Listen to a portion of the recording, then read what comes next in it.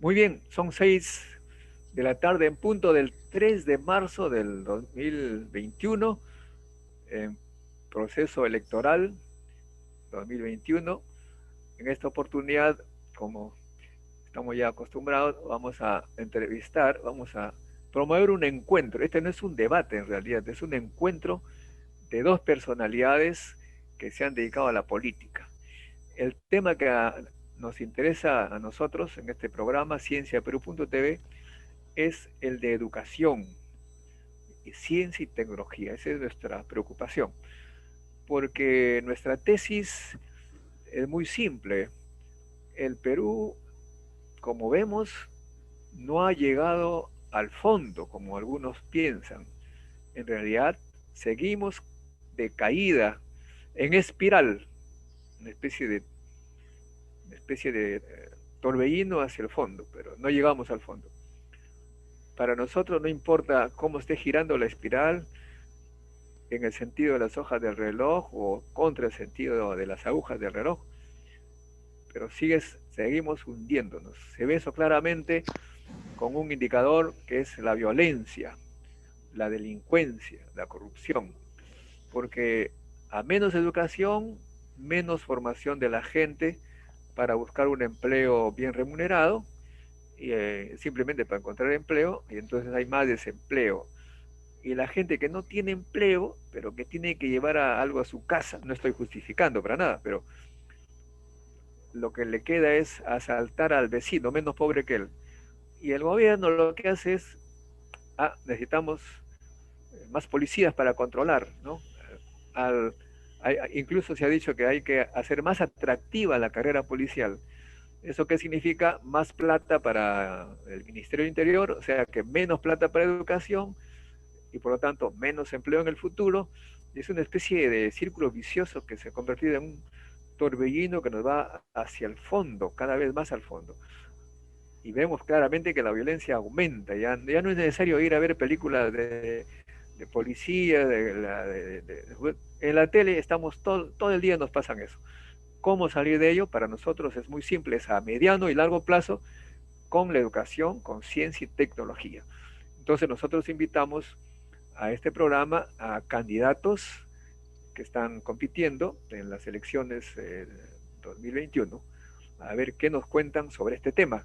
En esta oportunidad contamos con la presencia de Jaime Salomón, que es candidato a la segunda vicepresidencia del partido Avanza País, y a Nano Guerra García, conocido como Nano, que es Hernando, bueno, conocido empresario. Ok, ¿cuál es la modalidad, el esquema?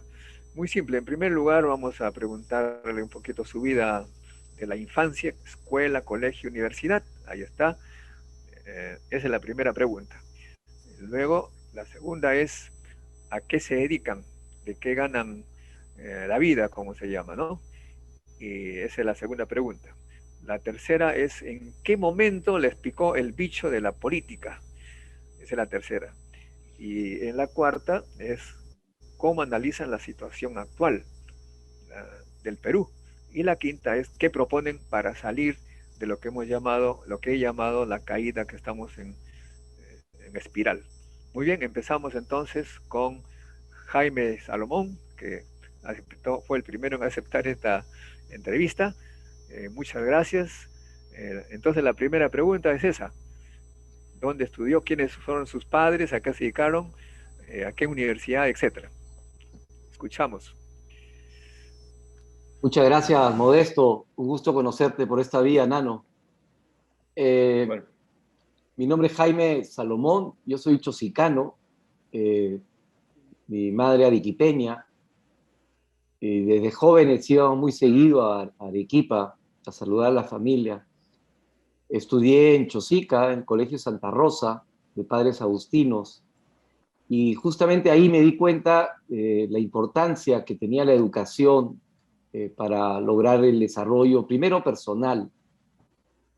Estudié ingeniería industrial en la Universidad de Lima. Eh, Después me di cuenta que necesitaba profundizar estudios, hice una maestría en administración en la Universidad del Pacífico Hice un doctorado en otra maestría en filosofía, un doctorado en administración y otro en estrategia en la Universidad Católica, Pontificia Universidad Católica del Perú. Desde joven he sido profesor, ya cerca de 34 años, profesor universitario, pregrado, maestría, doctorados. Y también he hecho investigación, por realmente el doctorado te forma para hacer investigación. Y también he hecho emprendimiento, 33 años haciendo emprendimientos, pequeños emprendimientos que terminaron siendo de las empresas más grandes en el país. He hecho servicio público, he hecho cadenas productivas en muchos departamentos del Perú. He generado desarrollo rural y desarrollo energético en la selva como parte del servicio público. Actualmente soy profesor universitario de maestría en Centrum Católica y doctorado en la Universidad San Ignacio de Loyola. Muy bien, muchas gracias. Estamos también con el periodista Gerles Álvarez, que lo conocí cuando éramos jóvenes en la revista de La Ciencia, en el periódico La República, que va a participar conmigo. A tu turno, Nano. Bueno, buenas tardes. Gracias, Nuestro, por la oportunidad. Y igual un saludo para Jaime. De alguna manera podemos tener historias parecidas. Yo soy hijo de dos personas que vinieron de provincias. Mis padres son cajamarquinos. Mi padre y mi madre eran de Cajamarca. Ambos ya fallecieron. Yo perdí a mi padre el año pasado. Y crecí mucho, digamos, en una formación que se me inculcó en el colegio Los Sagrados Corazones Recoleta. Mi gran maestro ahí fue el padre Hubert Lancier, que ha formado a tantos recoletanos, en lo que se me enseñó a querer a nuestro país, a tener una visión crítica, cartesiana, la formación cartesiana de los Sagrados Corazones, de dudar. Se nos enseñó a leer de todo, a no rehuir a temas de ningún tipo y a discutirlos. Eso fue, creo que, un gran aporte en mi formación. Y por otro lado, el aporte de mi padre, hijo de un juez en Cajamarca. Mi padre pudo haberse dedicado a la medicina privada. Él fue médico, endocrinólogo, y como bien lo sabes, Modesto, mi padre se dedicó a la investigación científica y luego a promover la ciencia. Fue el primer presidente del CONCITEC, fue congresista también por el UPP, bueno, como él decía, de don Javier Pérez de Cuellar. Yo estudié Derecho en la Universidad Católica, hice mi carrera allí, la terminé, pero luego me picó el bicho del tema... Espera, bueno, todavía. Todavía. La por eso, no, el bicho del tema periodístico, iba a decir, ¿no? El tema político. Bueno. No voy a contar al tema político. Y me gustó siempre escribir mucho, entonces participé en varios proyectos periodísticos, y estando trabajando en Editora Perú en los años 90, en el gobierno de Fujimori, yo ya había terminado Derecho. No saqué mi licenciatura, obtuve el bachillerato porque ya estaba un poco cansado del Derecho y descubrí ahí los temas de la administración, de los negocios, porque tuve que enfrentar muchos problemas de management, de calidad total en Editora Perú. Yo tenía entonces 27 años, 26 años, y me interesó mucho el tema de la administración. Traté de buscar una disciplina que me ayudara en eso, por eso entré en ESAN, hice ahí mi magíster en administración en ESAN, que hoy es el equivalente a un MBA. Hice mi tesis luego sobre los empresarios de Gamarra, que tuve la suerte, el honor de haber sido dirigido por Rolando Arellano. Fue una tesis con mención de excelencia y recomendación de publicación. Y luego de eso me dediqué a la consultoría. Yo he trabajado en temas de consultoría, de temas de recursos humanos. Ahí va, espera. Es la formación primero, luego viene la ocupación. Okay. La ocupación. La ocupación, por eso. Todavía no es la ocupación, primero la formación. Sí, primero la formación. Hasta ahí fue mi formación. He sido profesor en la Facultad de Derecho de la Católica de temas de Derecho Empresarial. he sido profesor también en otras universidades, en Centrum igual, pero luego dejé los temas de docencia universitaria por dedicarme más bien a hacer una docencia con los emprendedores de nuestro país, y he dictado conferencias en todo el Perú.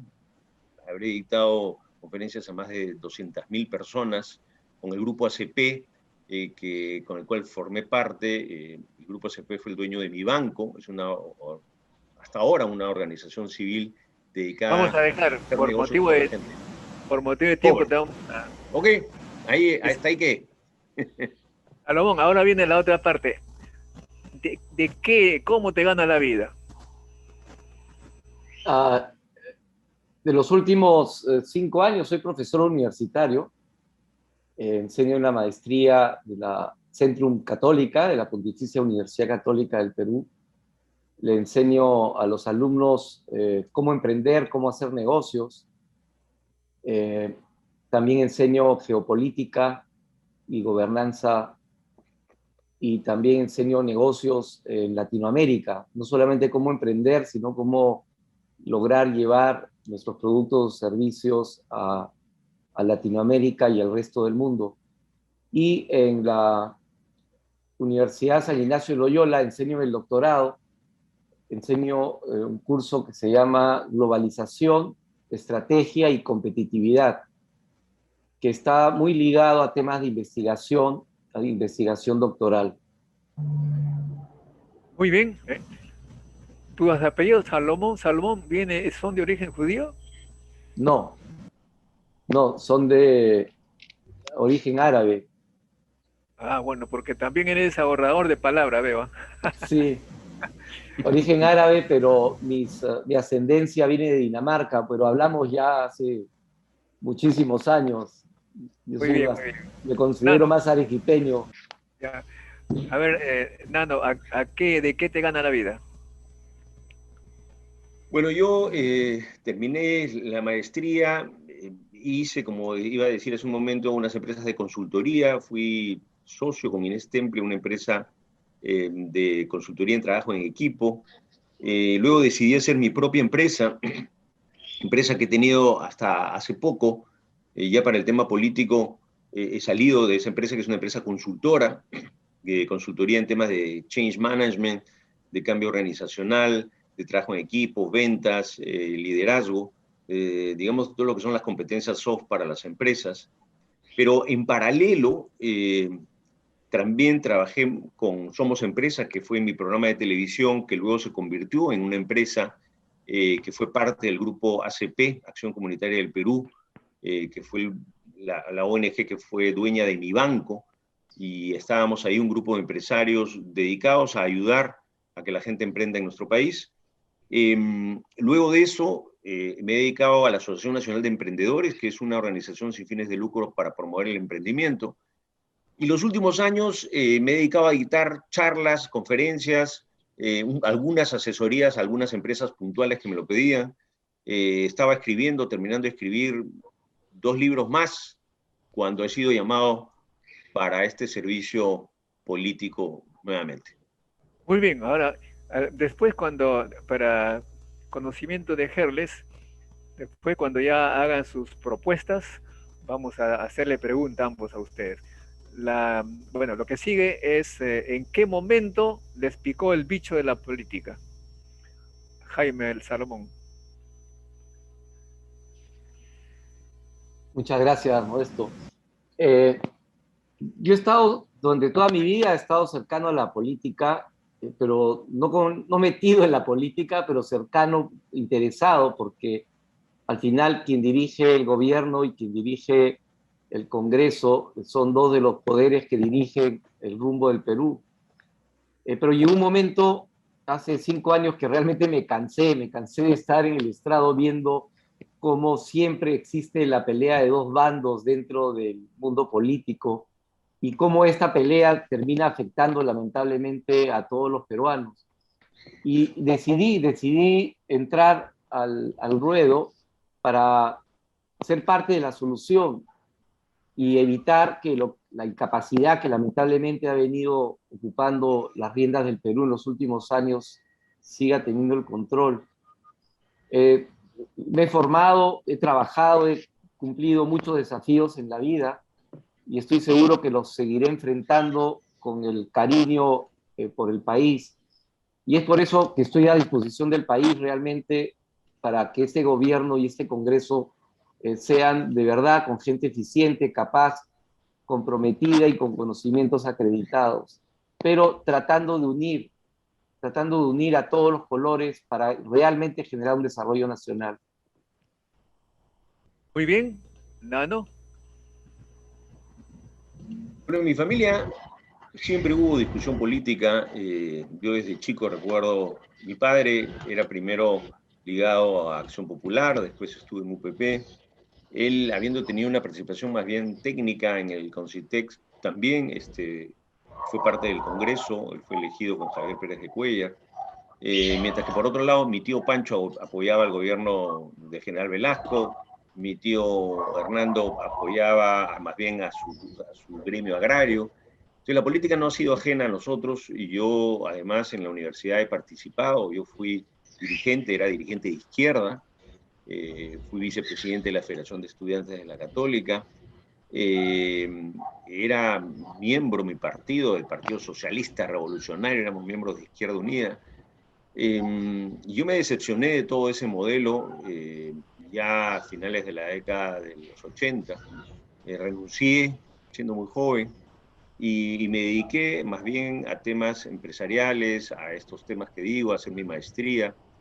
Y viendo los problemas de los emprendedores en nuestro país y las barreras que les pone el Estado, decidí comenzar a tener primero una influencia política, llevar el tema de emprendimiento a varios partidos, y luego fui invitado por algunas organizaciones a ayudarlos primero en su plan de gobierno, a participar, y ese ha sido un poco mi reenganche con la política después de 15 años en que creí que la había dejado para siempre, como también lo creí el año pasado.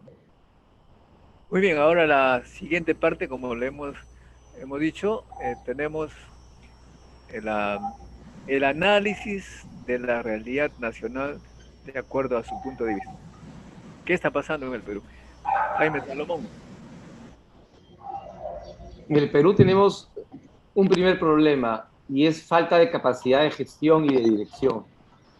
Manejar el Perú, se requiere que el Perú sea manejado por personas competentes con conocimientos acreditados y que quieran entrar realmente a trabajar por el país y no a vivir del país. Ese es un primer ingrediente que considero que vamos a necesitar. No, pero ¿cómo Ahora, lo ve ahora? ¿Cómo está?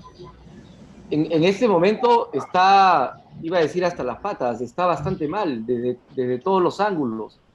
Desde el punto de vista económico, no hay un acercamiento a la gente, simplemente hicieron la cuarentena forzada sin tener en cuenta que cerca del 80% de la ciudadanía está en la informalidad.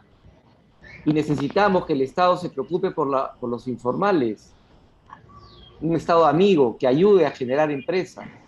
Eso por un lado. Por el lado de la salud, no han hecho un planeamiento apropiado para poder salvar vidas de peruanos. Y esto no viene de ahora, viene desde hace 3 presidentes. Y eso, además, que la gente que ha estado manejando el sector salud, en el fondo han sido las mismas. Necesitamos gente preparada también ahí. En el tema agrícola hay que revalorar el agro. El agro está un poco a la deriva. Realmente el actual ministro y la Comisión de Agricultura del Congreso no están tomando control para tener una buena gestión, para, sobre todo pensando en los agricultores. Y hay un tremendo divorcio entre alcalde distrital, provincial, gobernadores y los diversos ministerios. Yo considero que estos 5 meses que quedan van a ser bien complicados y consideraría también que el actual presidente interino, Sagasti, debiera escuchar a los demás partidos para tomar medidas apropiadas para estos 5 meses que quedan y no Bueno, esperar pero, al 28 de julio. ok, ese ya es un poquito las propuestas, pero ¿cómo analiza la realidad actual, Nano? Yo creo que la realidad actual es la cruda expresión de algo que nos ha explotado en la cara. Si uno se pregunta ¿Quién no hizo su trabajo en nuestro país? Y voltea y mira la población, ¿no? Porque a veces que mucha gente dice, la población no es educada, la población no trabaja, los ciudadanos, y es al contrario. El Perú es un pueblo trabajador, esforzado, que hizo su trabajo, aportó su cuota de sacrificio, de construir una economía, si bien informal, y no es una informalidad por deseo, sino como también lo ha expresado de una manera Jaime, es una informalidad producto de un Estado hiperregulado, de un Estado excluyente, de un Estado que no ha sabido entender a quien emprende. Ese país, esa parte del país hizo su trabajo. ¿Quién no hizo su trabajo? Es decir, hicieron su trabajo porque hicieron sus negocios, porque construyeron ciudades, porque hicieron sus mercados, porque hicieron cooperativas, porque no le pidieron al Estado que les dé recursos, no salieron a decir denme, ¿no? Tampoco fueron y asaltaron a la gente, ni fueron y crearon una revolución en la que había que expropiarle a los demás lo que consiguieron. No, generaron la riqueza que nos ha permitido avanzar, los emprendimientos de todos los tamaños. ¿Quién no hizo su trabajo?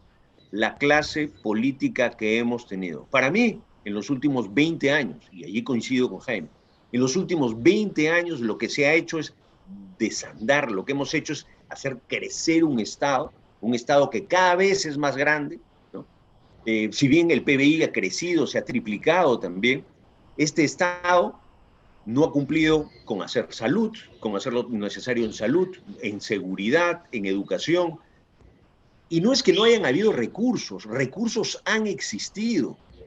Todos los años, sistemáticamente, de los últimos 15, 20 años, el sector educación, el sector salud, el sector de seguridad ha devuelto su presupuesto porque es un Estado incapaz de gastar.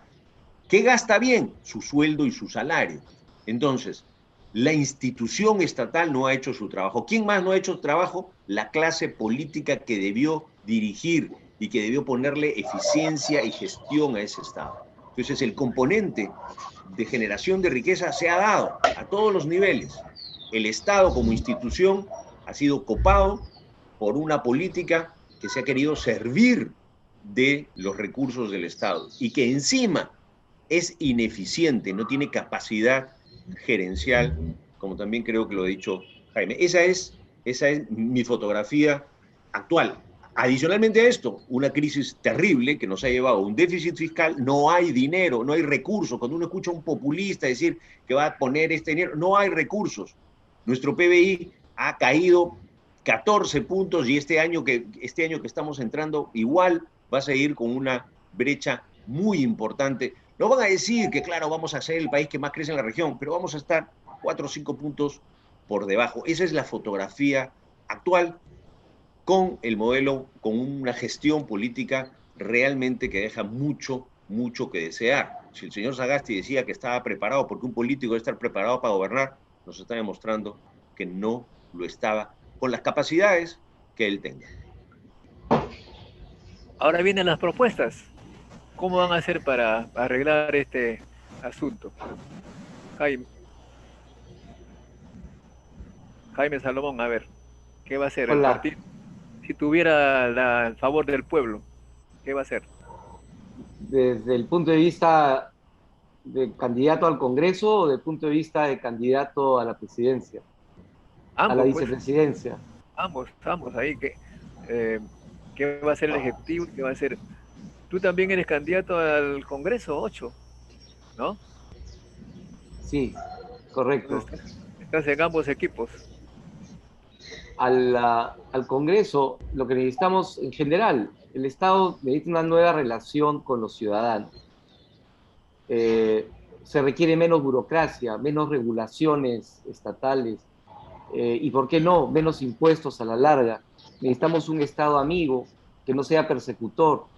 Necesitamos incentivar, hacer que haya dinero en el bolsillo de los peruanos, y lo vamos a hacer a través de una primera etapa, que es la titulación, que eso va a permitir que las personas y las organizaciones accedan a tasa de financiamiento de mercado internacional para poder generar emprendimientos, micro y pequeños emprendimientos. Y esa es la solución en este momento, pero acordándose del ya casi 80% de informalidad que hay en el Perú. Necesitamos revalorar rápidamente el agro nacional. Eso se tiene que hacer con un enfoque integral al mundo rural, porque hay que recordar que todo el mundo rural requiere educación para sus hijos, requiere salud, requiere comida, requiere seguridad, y eso tiene que ser visto de manera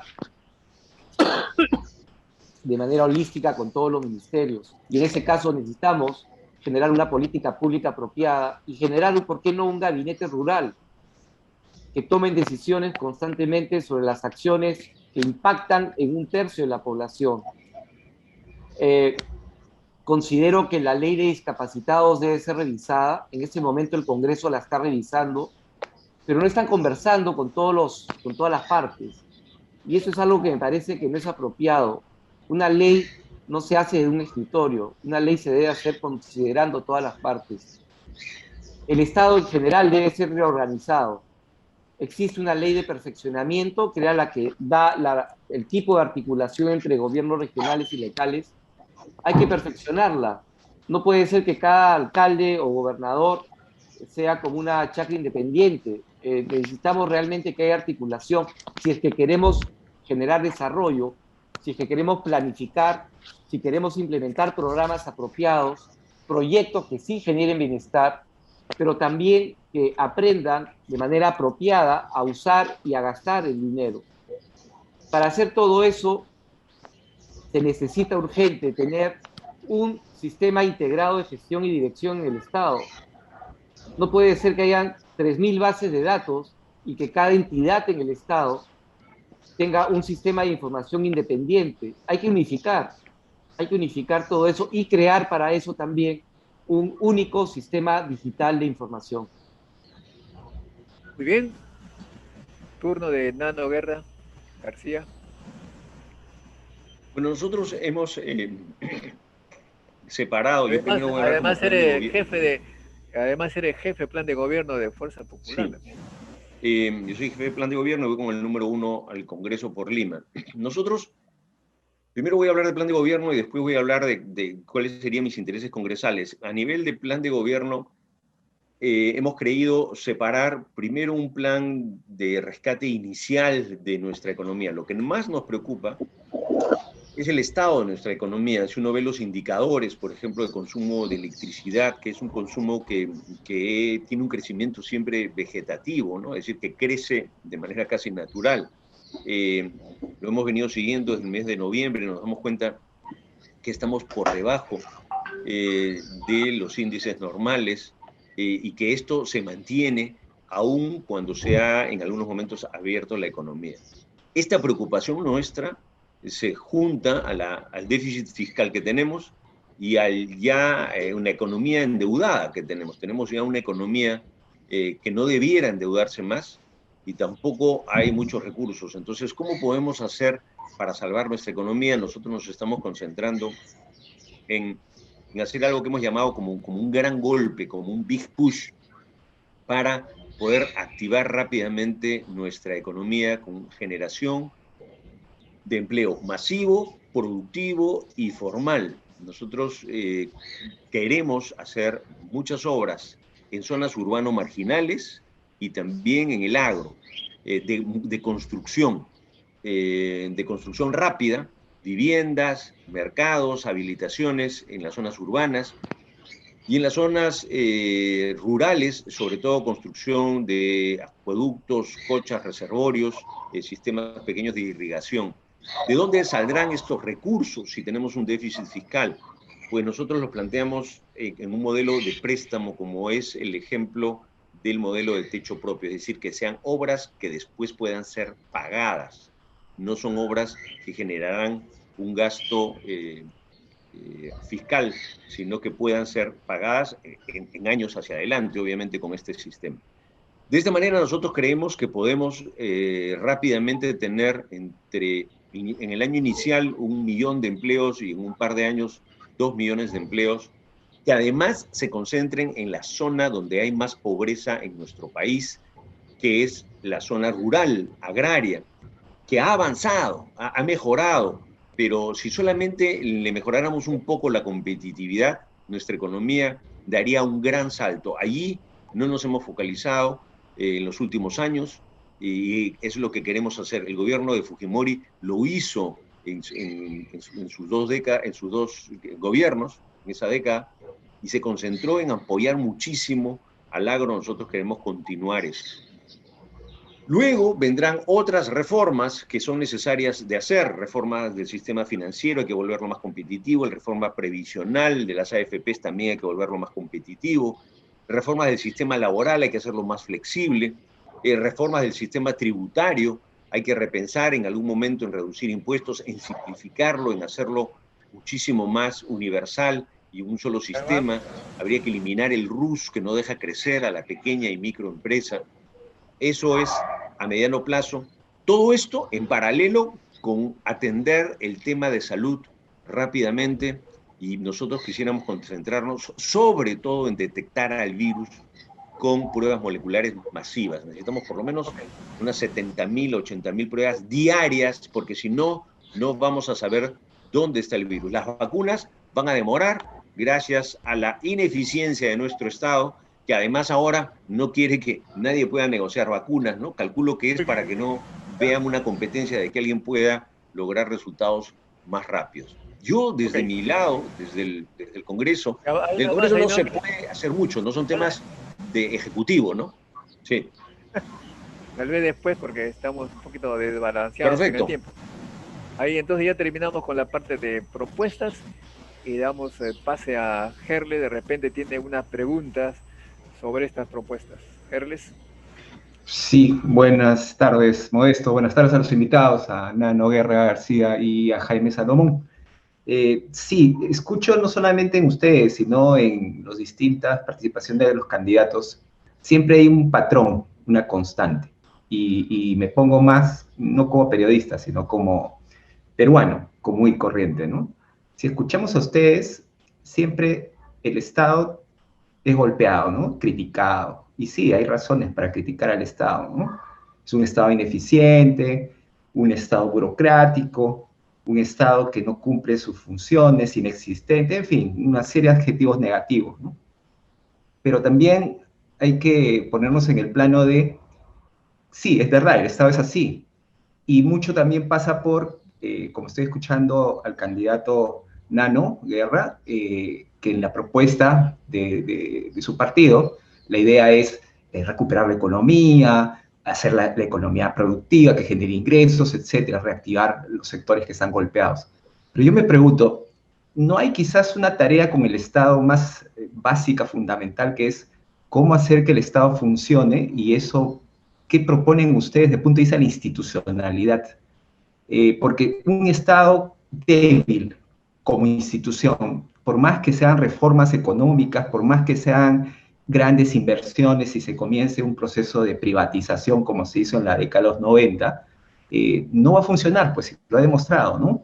Una pandemia es ahora, en los próximos 10 años van a venir otros problemas, no solamente enfermedades, viene el problema de la crisis climática, probablemente otra pandemia peor que la que tenemos, y nos va a agarrar nuevamente un Estado débil institucionalmente. ¿Qué proponen ustedes para recuperar la institucionalidad del Estado? Donde los políticos han sido sumamente responsables para que este Estado, el que tenemos nosotros, no tenga institucionalidad. ¿Cuál es su propuesta? Para completar la pregunta, ¿propondrían ustedes una reforma del Estado, una reestructuración del Estado? Salomón, Jaime Salomón. El Estado tiene que ser reestructurado de todas maneras, tiene que ser un Estado eficiente. Y el problema no necesariamente está en la línea media, en la gente que trabaja en el Estado, que además tienen muchísimos regímenes en los cuales están y cada uno de ellos tienen beneficios y responsabilidades totalmente diferentes. Eso hay que unificarlo rápidamente. Tienen que tener todos los beneficios de ley, la Ley General del Trabajo. Por otro lado, el problema grave se da en la parte alta, en la gente que está dirigiendo y gestionando Esas personas tienen que ser personas capacitadas, competentes, con conocimiento. El tema es que ¿de quién depende eso? De los 25 millones de peruanos que vamos a ir a votar el 11 de abril. Y es ahí que debemos reflexionar y tratar de no elegir a esos políticos de siempre que tú has referido, que son los que son parte del problema y no, nunca van a ser parte de la solución.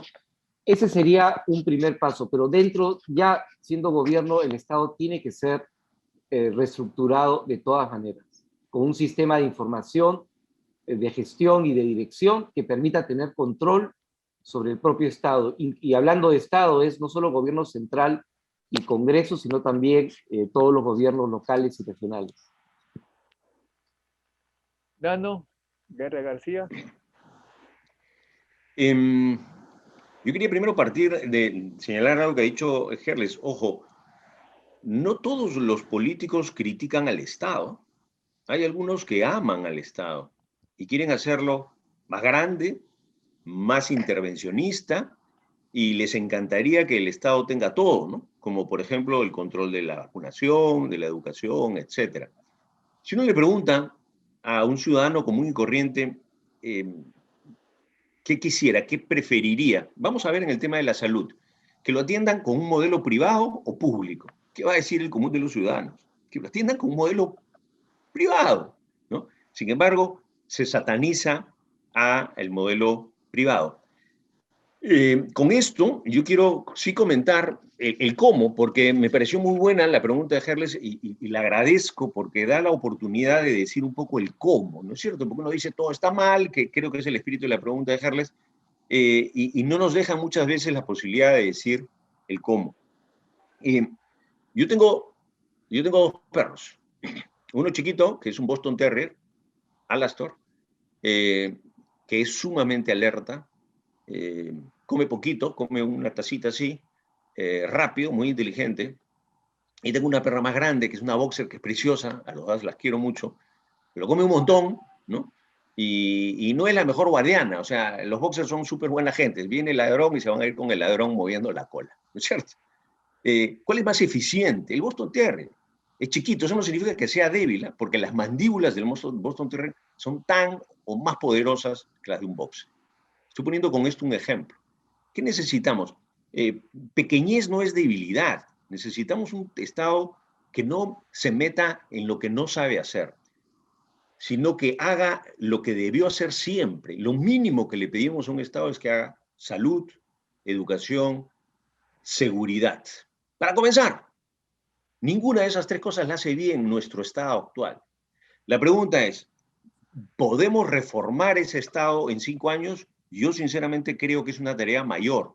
Creo que allí debemos de alcanzar un pacto por ir diseñando ese Estado. Hay que atacar esa tarea. Pero ahora hay una tarea mucho más importante, que es salvar la economía.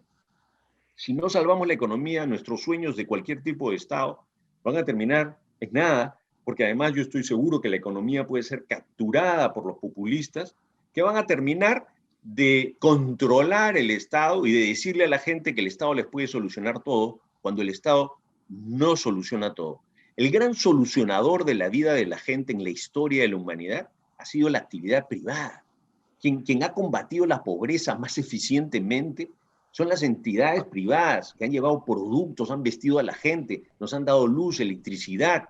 El progreso viene de ahí. Ahora, el cómo, puedo decirlo rápidamente. Yo creo en un gobierno que no se meta a remar, que sea un gobierno que dé dirección, un gobierno que sea catalizador, que proponga competencia, un gobierno que además sea descentralizado, que pueda ser previsor, que se adelante a los problemas y que sea muy, muy profesional. Eso sí se puede lograr en un mediano plazo.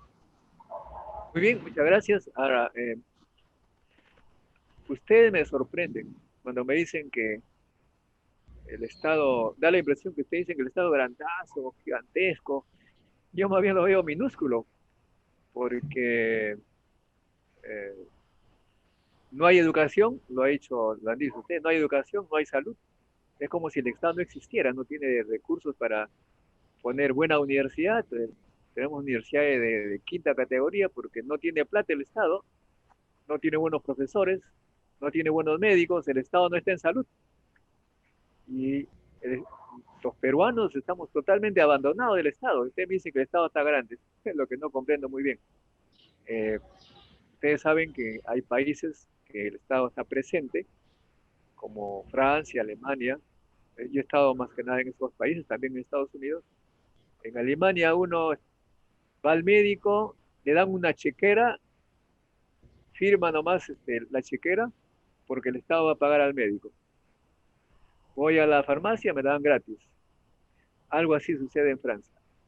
Ahí está el Estado, es grande. Acá no existe ese Estado. No, es pequeñísimo, es minúsculo, no existe. Y lo que veo más bien es pues que se ha privatizado casi todo, la salud, la educación.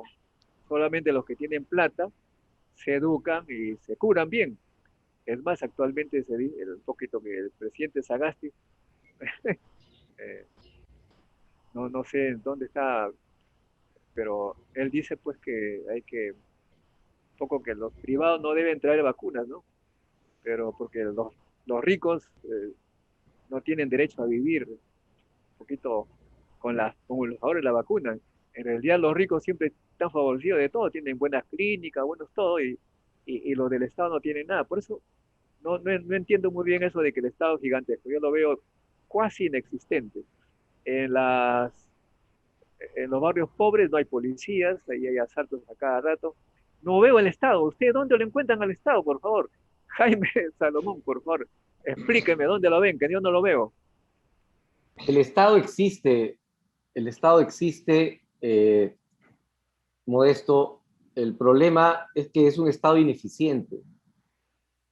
Y ese es el lío. En el tema de salud no tenemos una buena atención. En el tema agrícola no hay una buena atención. En el campo de educación menos aún. Y ni hablar en ciencia y tecnología. El Pero Estado no tiene existe. plata, no tiene plata, no tiene plata. Este año le han asignado 183 mil millones de soles, si no me equivoco, de lo cual cerca de la mitad va al gobierno central, justamente, pero el gran lío es que desde el año 2006 por ahí se entró en rigor la ley de descentralización y eso hizo que los gobiernos regionales, los gobernadores y los alcaldes trabajen de manera independiente, ya no como antes, que era de manera coordinada. Es por eso que es necesario revisar esa ley y obligar a que los alcaldes distritales coordinen entre ellos, coordinen con los provinciales, coordinen con los gobernadores y todos con los ministerios y el resto del Estado. De esa manera vamos a lograr buena gestión, generando desarrollo en las comunidades y también gastando de manera apropiada el dinero. Dinero hay. Lo que pasa, como bien dijo Nano, el año pasado han devuelto una gran proporción y los que más devuelven son los alcaldes. Si un ministro quiere hacer algo, tiene que coordinar con gobernadores y alcaldes. Eso tiene que ser perfeccionado de todas maneras. El Estado existe, lamentablemente es ineficiente y necesitamos gente más competente, con mayor conocimiento y también conocimiento de la realidad nacional. Bien, no. A ver, si yo contrato a alguien para que sea el que vigile la cuadra de mi casa, y él se lleva la plata y no la vigila, ¿no? Si estoy en un club y le digo, bueno, vamos a contratar a alguien para que le dé el mantenimiento a la piscina, y el que hace el mantenimiento de la piscina se va, no es que no exista ni el guachimán, ni el del mantenimiento de la piscina, ni que no existan recursos. Lo que pasa es que no se hace lo que debería hacerse. Recursos ha habido, si no, no podemos entender cómo así se devuelve dinero. Si nos faltan capacidades, nos faltan colegios, nos faltan postas de salud, ¿por qué se devuelve el dinero? Porque tenemos un Estado, una burocracia que vive para sí misma. La mayoría de los municipios gasta la mayor parte de su presupuesto en salarios. Es decir, nosotros les pagamos para que ellos se paguen, ¿no? Y cuando quiera 5%, 10% ya salen y recogen la basura. Entonces, eso es lo que hay que recambiar. Eso no quiere decir que hay sitios y hay zonas donde el Estado debiera de crecer y debiera de llegar muchísimo más, y hay áreas en las que deberíamos darle muchísimo más importancia. Pero a ver, en el Perú, las postas de salud, una muy buena parte de las postas de salud son privadas. Hay una buena parte de colegios que son privados, hay una buena parte de clínicas. Yo me pregunto, ¿qué hubiese pasado si no hubiésemos tenido esas postas privadas, esas clínicas privadas, esos colegios privados? Nuestros colegios estatales ni siquiera tienen la capacidad ahora de recibir a gente que ha dejado los colegios privados, como los ha dejado porque no hay dinero, se han metido todos y el Estado no puede. Entonces, desde la visión deberíamos de dar gracias que existen esas otras actividades que además no le quitan dinero. Cuando alguien pone un colegio privado, no le está quitando dinero, al contrario, está dejándole más dinero para que menos personas puedan recibir eso, porque estoy llevándome una porción de chicos de colegio. Ahora, hay otras áreas, ciencia y tecnología, universidades, donde hay que poner dinero, así sea a fondo perdido, por ejemplo, en la investigación científica. Ahí estoy completamente de acuerdo. Bueno, porque justamente el número de profesores universitarios en el Estado es más o menos el mismo desde que yo estudié ahí, hace 40 años se ha mantenido el mismo número de profesores. No es que haya más profesores, no es que haya mucho más profesores estatales, simplemente el número está congelado. De modo que, bueno, Gerles, ¿alguna pregunta? Sí, quizás un poco para precisar los términos, ¿no? Depende cuando se dice el Estado ha crecido, ¿a qué nos estamos refiriendo, no? ¿A la burocracia? ¿A la cantidad de dinero e ingresos que en su momento, antes de la pandemia, de hecho, que son evidentes que se incrementaron por el tema de canon, las regalías, etcétera, la actividad minera, y ahora con la pandemia, de hecho, con el gasto que se está haciendo, se ha reducido? O en todo caso estamos hablando de un tema de calidad, de competencia. Yo sí creo definitivamente que el problema no va porque el Estado sea grande, pequeño, ¿no? El Estado tiene que ser del tamaño que la realidad, la sociedad y sus demandas lo exigen. Si el Estado tiene que ser grande, para esas necesidades que tenemos ahora tendrá que serlo. Y si el Estado tiene que ser menor en tamaño, también. Pero el problema pasa no tanto por el tamaño, sino pasa por la calidad del Estado. Y eso es lo que nos lleva a posiciones extremas. Por un lado, los que se dicen liberales y que señalan que el Estado no tiene que controlar, que el Estado no tiene que poner trabas, que el Estado no tiene que regular. Y por otro lado, como muy bien dijo Nano, que hay gente que considera que el Estado tiene que ser todopoderoso. Sí, la hay, pero cuidado. Esa gente no ha llegado al poder, por cierto. En esos últimos 30 años, díganme qué presidente que defiende esa teoría y la ha plasmado y la ha llevado a la práctica ha llegado al poder. Ninguno. Claro, hay gente que sigue pensando, líneas y partidos políticos que lo hacen, pero no han llegado al poder y no creo que lleguen porque la sociedad, el electorado peruano no va por ese camino, ¿no? Entonces, el tema pasa por cómo hacer un Estado de calidad. Eso es lo que quiere el ciudadano. Eso es lo que quiere la persona común y corriente. Por eso ahora me estoy poniendo no como periodista, me estoy poniendo como ciudadano de a pie. El ciudadano quiere las cosas efectivas, pragmáticas, que funcionen. Eso pasa por calidad, pues, ¿no? No discutir si es grande, pequeño. Eso es, para mí, una percepción, dependiendo del interés que yo esté detrás, ¿no? Ahora, y yo quisiera también añadir algo, que hay muy gigantescos empresarios que están muy contentos que el Estado sea ineficiente. Me refiero, por ejemplo, a la Telefónica, que por ineficiencia de la SUNAT deja de pagar casi 1.000 millones de soles. Y acabo de leer al economista Cuba, que dice que hay como 13.000 millones de soles que no se cobran. O sea que esa ineficiencia de repente también es promovida por ciertos intereses enormes que les interesa que haya, por ejemplo, falta de control de la corrupción, falta un montón de cosas, favorece a los corruptos, favorece a los delincuentes y a las grandes empresas que dejan de pagar lo que tienen que pagar. ¿Qué dirían a eso, por favor, Jaime Salomón? Si tú tienes un negocio, una bodega, digamos, y requieres un trabajador para ser eficiente, y el trabajador hace bien su labor, van a tener éxito. Si sabes dirigir, sabes gestionar, sabes comprar, sabes atender, no va a haber problemas. El gran problema viene cuando tienes una bodega y requieres un trabajador y pones a 10, o cuando la gente que está trabajando no hace bien su función. Y el problema no necesariamente es del trabajador, el problema es del jefe, del líder. Necesitas un buen líder. El tema, el tema ¿cuál es, Modesto, Gerles? El tema es que nosotros, los peruanos, elegimos a esas personas. Elijamos mejor y vamos a ver cómo todo lo que están hablando se va a arreglar. O por lo menos va a haber una mayor probabilidad de que se arregle para el bienestar de todos los peruanos. Necesitamos un buen líder, entonces, y ese líder sería, pues, para ti sería Hernando de Soto, y para Nano, Keiko. A ver, ¿cuál es la opinión de Hernando? Yo quería tomar una idea que es, cuando se dice el Estado no existe, yo creo que para la mayoría de los peruanos que emprenden, el Estado existe y existe en forma de enemigo. Eso hay que decirlo.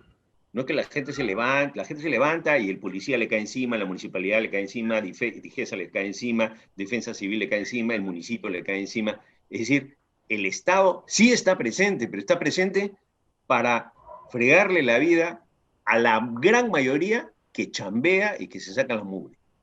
Cuando nos preguntamos qué tipo de modelo, yo quiero remitirme, porque sí me interesa terminar de responderle a Gerles. A ver, yo creo que uno de los grandes temas es que un Estado y una empresa son diferentes. Para comenzar, la empresa tiene competencia, el Estado no tiene competencia, el Estado es un monopolio en sí, y eso es parte de su naturaleza. Segundo, el Estado nunca va a quebrar, y eso es lo terrible, porque como nunca va a quebrar, no sabemos dónde darle eficiencia. Yo creo en un Estado, a ver, repito, uno, que sea el timonel y que no se meta a remar.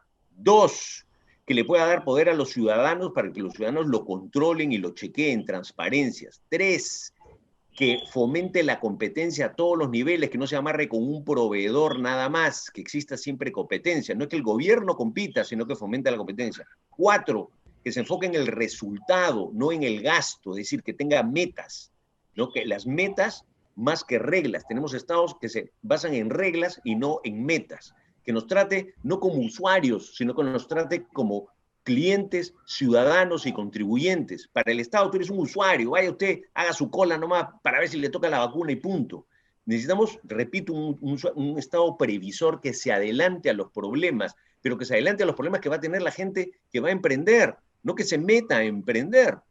Y por último, lo dije, un Estado profesional. Sí tenemos que formar profesionales de servir, pero que entiendan que el ciudadano no es un usuario, sino es su cliente y que nos tienen que tratar como ellos. Y por último, un Estado que se oriente al mercado, que trate de mejorar las cosas de la gente con el mercado. El Fondo Mi Vivienda es un ejemplo extraordinario de utilización del mercado. El Estado dice, yo pongo dinero acá, que el mercado compita y vamos haciendo casas, ¿no?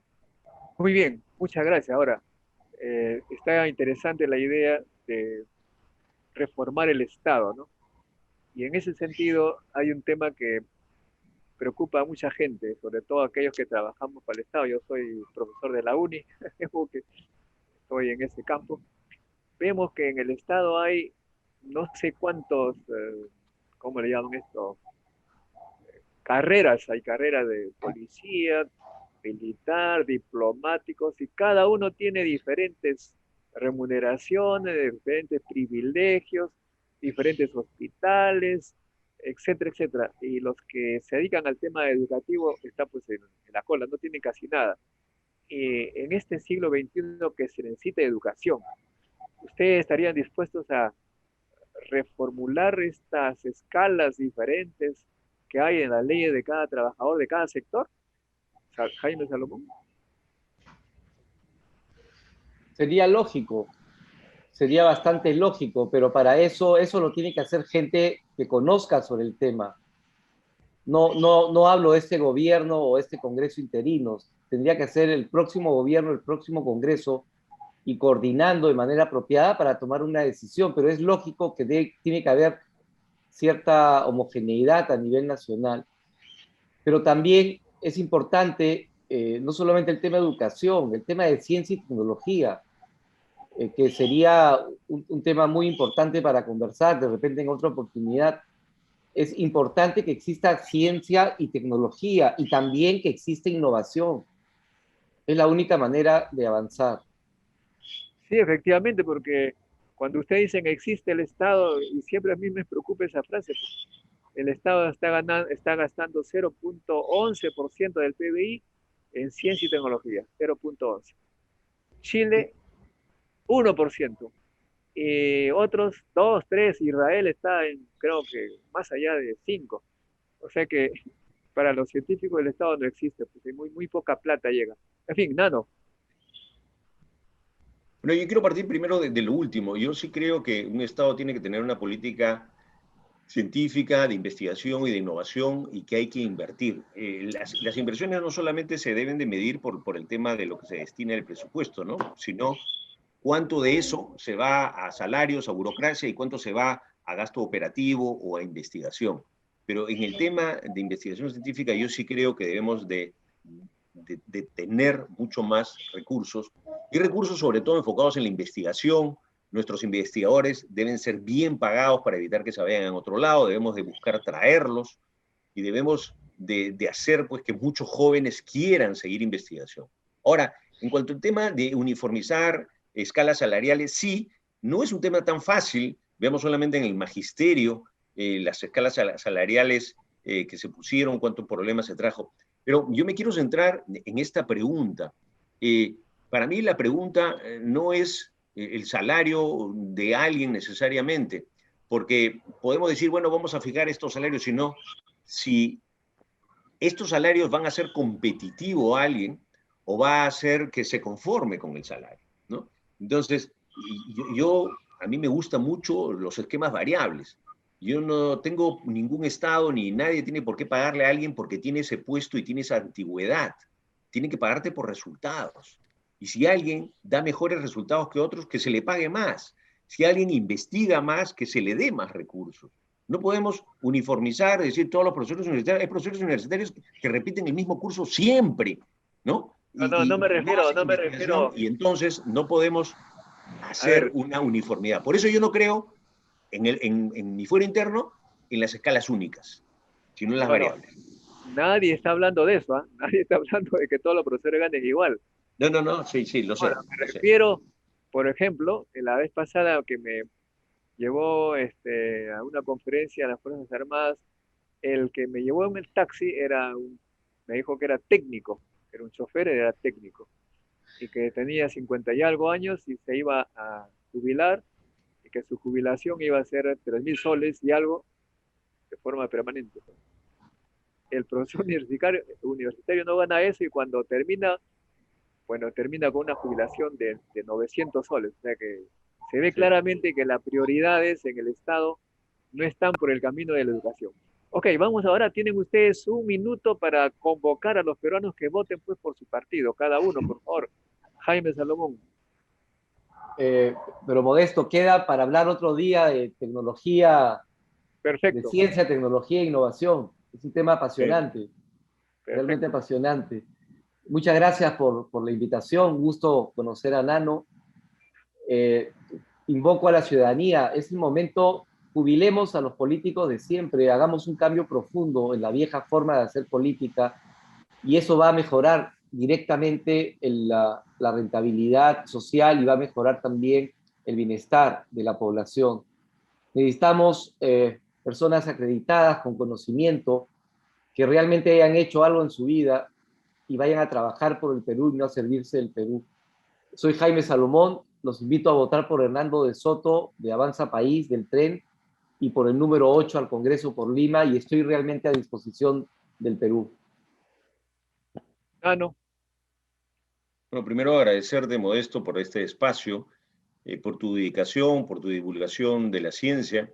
Eh, mi respeto siempre, además, quiero señalarlo, por el trabajo. Para mí, si alguien debe estar bien remunerado en un país, es un profesor, un científico, un policía y un juez, ¿no es cierto? Y los médicos, ¿no? ahí es donde deberíamos concentrarnos, porque sin ellos no tendríamos orden, vida, investigación, crecimiento. Ya los emprendedores nos buscaremos nuestros ingresos, pero sí estamos dispuestos a apoyar a esto. Yo quería solamente decirles que yo voy con el número 1 en la lista de Fuerza Popular, voy con Keiko Fujimori y con el Fujimorismo, que creo que sacó a nuestro país en una de las situaciones más difíciles que hemos tenido en la historia, y si lo hicimos antes, lo vamos a poder hacer ahora con seriedad, sin extremismos, sin populismos. No hemos gobernado en los últimos 20 años, no hemos estado en el Ejecutivo, en este Ejecutivo, que no sé si creció, se distorsionó, pero bien, no lo ha hecho. Muchísimas gracias, igual Jaime, por conocerte, y también, si alguien se inclina por Avanza País, creo que con Jaime tiene una buena opción de voto. O sea que no voy a votar por ti, Jaime, voy a votar por mí, pero suerte y espero que podamos construir, ojalá en el Congreso, y ojalá te encuentre a ti también ahí, estemos juntos para poder construir un país mejor, porque hay que mirar adelante y no pelearnos con los costados. Muy bien, entonces también vamos a la semana próxima, eventualmente podemos tocar el tema específicamente, ciencia y tecnología, de repente con ustedes dos, porque Fantástico. conozco a Encantado. Nano, pues, como el hijo de nuestro gran Roger Guerra García, que permitió que regrese al país, porque cuando regresé al país por ser tan reclamón por la ciencia, después de haber sido profesor nombrado en la UNI, el rector me cerró las puertas y dice, no, este pata, mucho reclamo. Menos mal que a ese rector lo sacaron por querer ayudar a su hija en el examen de admisión y pude regresar. Bueno, entonces, don Roger Guerra García me llevó pues al seno del Concitec. Ok, muchas gracias. Será Gracias, entonces Carles, igual. a la próxima, Gracias. a la Un próxima semana. gusto. Vamos a buscar un día para una nueva conversación que no va a ser una hora, media hora, sobre el tema ciencia y tecnología. ¿Ok? Nos vemos. Gracias. Hasta Hasta pronto. luego.